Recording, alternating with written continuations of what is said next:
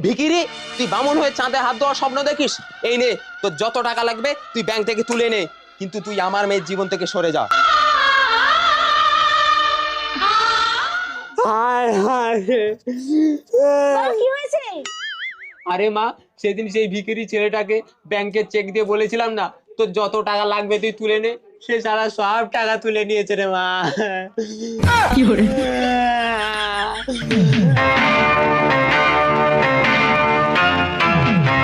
নমস্কার আঙ্কেল, আমি এখন আর ভিখিরি নেই, কোটি টাকার মালিক হয়ে গেছি। আপনি তো বড়লোক ছেলেকে পছন্দ করতেন, এখন আপনার মেয়েকে বিয়ে দেবেন আমার সঙ্গে? আমার বাড়িতে খাওয়া পড়ার কোনো অভাব নেই, বাড়িতে 4টে কাজের লোক রয়েছে, দেবেন আপনার মেয়েকে? যাও বাবা, মেয়েকে নিয়ে যাও।